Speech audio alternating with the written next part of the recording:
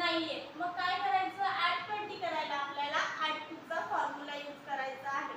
Add 2 चा formula कुठला formula? तर इथे आपल्याला स्मॉल फ्रेंड फॉर्म्युला यूज करावा लागेल.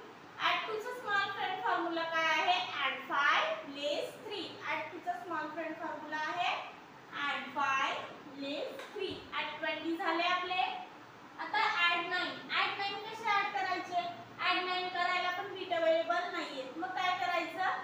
20 तर केले पण 9 ऍड करायला आता 9 चा फॉर्म्युला यूज करावा लागेल आपल्याला. ऍड 9 चा फॉर्म्युला काय आहे? ऍड 10 लेस 5 ऍड 4.